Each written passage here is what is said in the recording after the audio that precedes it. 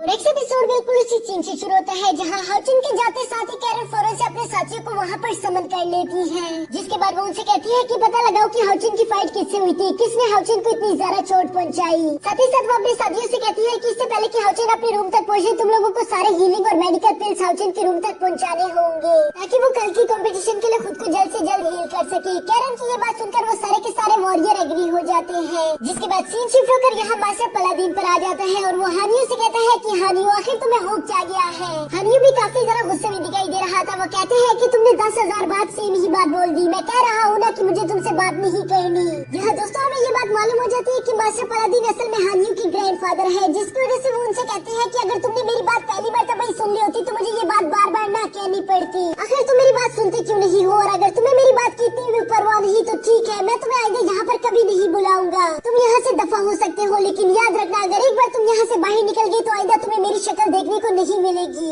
जिस पर हानियो भी गुस्सा करते हुए कहते हैं कि आपको हमेशा बस अपनी ही परवाह रहती है, आपने मॉम डैड को मरने के लिए भेज दिया था और अब आप मेरे साथ भी वही कर रहे हैं, आपने मुझे भी अंदर ही अंदर मार डाला है। साथ ही साथ हमें यहाँ पर हानियो के मॉम डैड का सीन दिखाया जाता है जहाँ वो उसके बचपन में उसे छोड़कर एक जंग पर चले गए थे, लेकिन वो लोग कभी भी उस जंग से वापस नहीं आ पाते क्योंकि डिमस ने उन्हें जान से मार दिया था। ये बात हानियो को हमेशा सताती रहती है। मास्टर पलादीन हानियो की ये बात सुनकर गुस्से में कहती है इसका मतलब तुम अभी तक नहीं समझे, तुम एक नाइट हो जबकि तुम्हारे फादर भी एक नाइट थे। वो जानते थे कि नाइट होना कितना ज्यादा खतरनाक है, लेकिन इसके बावजूद भी वो जंग में पीछे नहीं हटे बल्कि वो फाइट करने के लिए पहले सफ में शामिल थे। जबकि दूसरी तरफ तुम खुद को देखो, तुमने क्या किया, तुम्हें तो अब नाइट टेम्पल से भी निकाल दिया गया है। यहाँ हानियो गुस्से करते हुए कहता है फिर आप ही बताएं कि मुझे क्या करना चाहिए, आप क्या करवाना चाहते हो मुझसे। मास्टर पलादीन अपने पास से पैसों की पोटली निकालकर हानियो के पास पहनते हुए कहते हैं कि तुम्हें मालूम है कि तुम्हें नाइट टेम्पल से निकाल दिया गया है, तो अगर तुम चाहो तो तुम ये पैसों की पोटली निकालकर यहाँ से हमेशा हमेशा के लिए जा सकते हो, या फिर तुम्हें हाउचिन का स्क्वायर नाइट बनना होगा,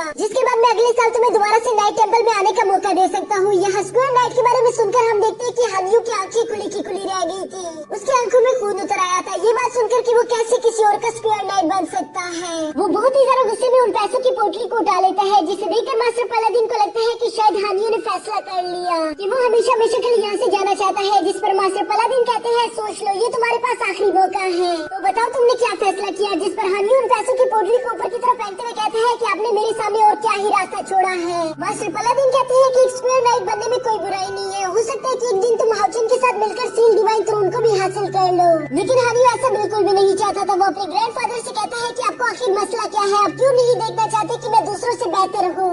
वो ये कहकर काफी ज्यादा गुस्से के साथ वहाँ से चला जाता है, जिस पर मास्टर पलादीन काफी ज्यादा निराश दिखाई दे रहे थे। वो अपने टेबल के पास जाकर एक प्रोफाइल को देखते हैं जो कि हाउचिन की प्रोफाइल थी, और उसमें उसे मालूम हो गया था कि हाउचिन असल में जिंगयू का बेटा है। वो जानता था कि लॉन्गजिंगयू कितना ज्यादा पावरफुल डेसिपल नाइट था और हाउचिन भी उसी का बेटा है, तो इसमें कोई शक नहीं कि वो भी एक स्ट्रॉन्ग नाइट बनेगा, और अगर हानियो हाउचिन की टीम में होगा तो वो भी दुनिया के सामने एक स्ट्रॉन्ग नाइट बनकर सामने आएगा, जो बात उसके लिए बहुत ज्यादा बेहतर होगी।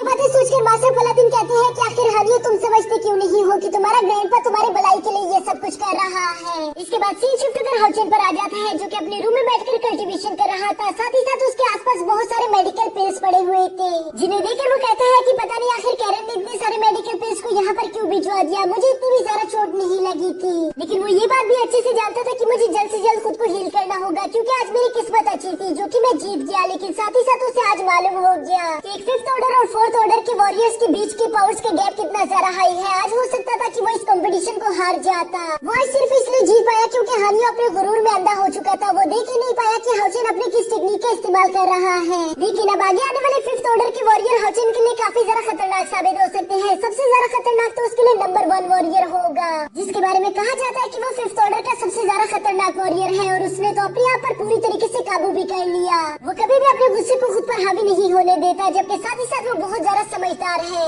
हाउचिन को ये बात अच्छे से मालूम थी, इसलिए वो खुद को उसके साथ कंपेयर करते हुए सोचता है कि मेरे अटैक तो उस पर किसी काम के नहीं होंगे, वो मेरे सारे के सारे अटैक्स को बहुत ही आसानी के साथ रोक पाएगा। जबकि साथ ही साथ वो अपनी डिफेंस को भी कंपेयर करता है, जिस पर उसे मालूम होता है कि उसका डिफेंस तो काफी ज्यादा वीक है, जरूर वो नंबर 1 वॉरियर उसके डिफेंस को ब्रेक थ्रू करके उसे हरा देगा। जबकि साथ ही साथ वो अपने होली फर्नेस के बारे में सोचता है कि वो भी 1-on-1 फाइट में कुछ ज्यादा काम का नहीं है, कि उसका डिमन बेस्ड छवियों में भी अपनी स्पिरिचुअल वर्ल्ड में चला गया है, और वो पता नहीं वापस कब आएगा, उसका भी कोई नामो निशान मालूम नहीं। ये सारी बातें सोचकर हाउचिन काफी ज्यादा परेशान हो गया था। वो कहते हैं मुझे जल्द से जल्द किसी और टेक्निक के बारे में सोचना होगा ताकि मैं नंबर 1 को हरा सकूं, मेरे पास ज्यादा वक्त नहीं है। और इसके बाद वो वहीं पर बैठकर कल्टीवेशन करना शुरू कर देता है, जिसके साथ सीन शिफ्ट होकर यहाँ नंबर 1 पर आ चुका था। नंबर 1 अपने रूम में बैठकर याद कर रहा होता है कि यहाँ आने से पहले उसे हाउचिन के बारे में सब कुछ मालूम हो चुका था। वो जानता था कि हाउचिन लोंगचिंग का बेटा है और साथ ही साथ वो ये बात भी अच्छे से जानता था कि वो एक 4th ऑर्डर का वॉरियर है, जो बात उसे काफी ज्यादा डिसअपॉइंट कर देती है। वो जब अपने मास्टर को ये सारी बातें बताता है तो उसका मास्टर उससे कहता है कि ठीक है, तुम्हें जाकर उससे फाइट करनी होगी जिस पर तुम साबित कर पाओगे कि तुम उससे ज्यादा स्ट्रॉन्गेस्ट वॉरियर हो।